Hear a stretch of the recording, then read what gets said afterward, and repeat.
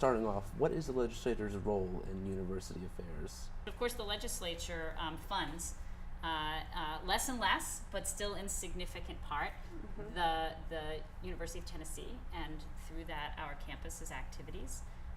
We all know about, any of us who've studied any political science know about the power of the purse, and so withholding funds and giving funds is something that is clearly within the legislature's power. Now, that power is subject to state and federal constitutional guidelines, and I think we all need to understand that, as well as procedural guidelines that the legislature sets up for itself to operate. And among those guidelines are the First Amendment of the Constitution, which involves freedom of association, free speech, and things that some of the actions of our legislature have either come perilously close to or maybe even actually transgressed, depending on how they're interpreted in the hands of the people that use the legislation.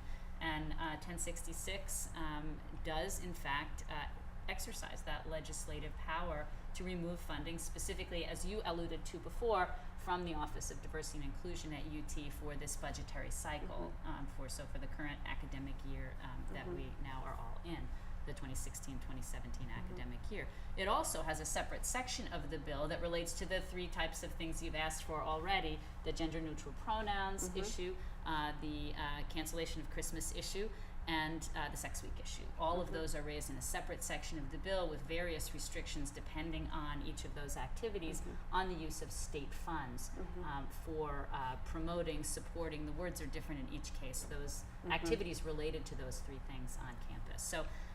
So that is at least the start of the legislative power. How far that can go within those constitutional limits, I think, is a matter for public debate, should be a matter for public debate. I will say we've never really seen a piece of legislation this intrusive, in terms of managing a section of our spending. The change in student activities fee was the other really big one. This is bigger. With student activities fees, now the reason that you have to show your ID and swipe and prove that you opted in to attend anything has actually been a burden on the university. It's created the need for staffing things we didn't usually have to worry about. 1066 is taking this to a whole nother level and shutting down an entire office of the university for a year.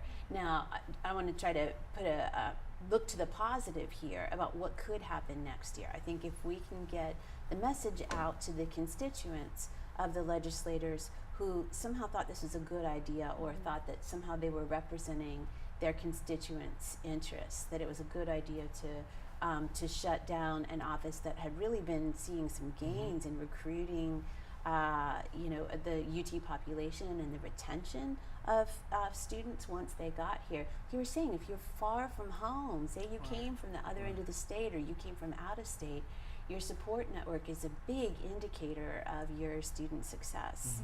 1066 is taking a bite out of that in certain ways. So I think there were several different pieces of legislation that were floated, and this is the one that passed. There was a version in which the Office of Diversity and Inclusion was going to, all of that money was going to have to go to stickers that said, "In God We Trust," which they were going to make UT print. So there was something vindictive about the entire debate, and it felt like it just had moved so far away from the interest of Tennesseans, the interest of our students. And I hope that as we sort of get through this year and we've figured out some pasted together solutions for some student groups have been left a little more out in the cold, that maybe we can get back to the business of taking care of all the vols and making sure that that students really do succeed here. I'm a big stickler for people who are involved, meaning that if you are a part of the UT culture, I strongly support your opinion or your decision or your vote or whatever floats your boat as far as how things should be ran here at this school, at this university. But to me, as a political science major, I believe that people who are not familiar with how things go about in our everyday lives here at this school, in this university, in the atmosphere that we experience every day, should not have the power to make decisions for us. Because if you're not experiencing what we are experiencing, if you're not living where we're living, and if you're not actually going through what we go through here at this university, then how can you tell me what suits my ability to function in an environment that I obviously agree with? You know what I mean? So it's like I understand legislation as far as the importance of why we have them. Yes, we do need you as far as guidance, as far as administration regions with finances or whatever pertains to that. But as far as our culture and what we go through as students, ask us first, because I believe that decision that was made was not made according to how we felt as students. It was made according to, well, this is what's going on, let's fix it. We invite you in, but for you to come in here strong and assuming there's a problem and not really talking to us, it's like a slap in the face, as in our views don't matter. And so I think overall it made me as a student, I'm not speaking for you guys too, but I'm pretty sure it suits you as well, as a student, feel like that my opinions and my voices as a college educated student who pays tuition, voice don't matter.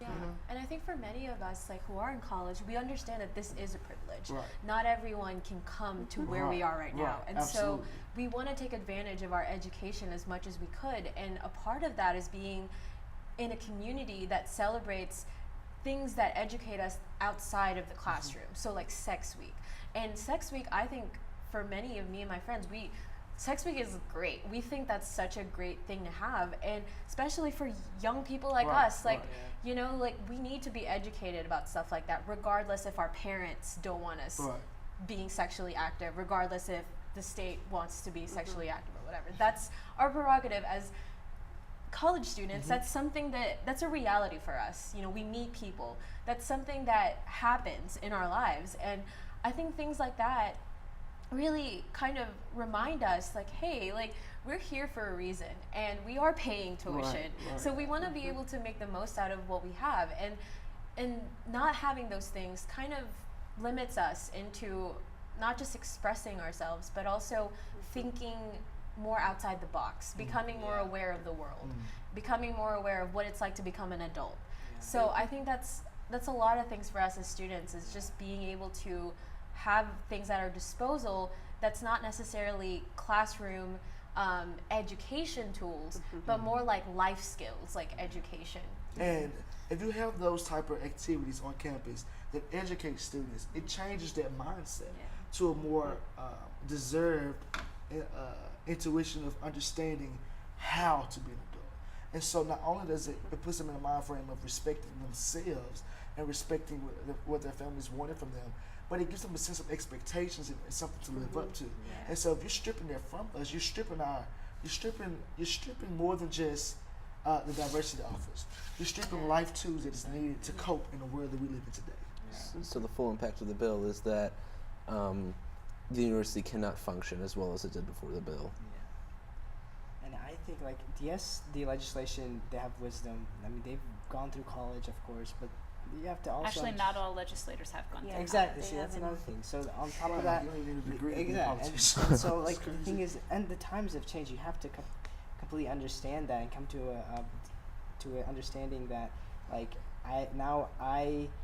even though these college students right now are going through this, I need to put myself in that situation. You know, it sounds kind of funny, but like I need to take a day out of my office, go and see what's really going on campus. You know, what are these college students looking at that are making them so proactive, so wanting to do more things and stuff like that, and not like, you know, because obviously we have good intentions. I mean, it's not like we were trying to make this world a worse place. You know, it's just we need people to see. We need you legislators to see what's really going on. And you staying in your office and stuff like that, it's not going to help anything.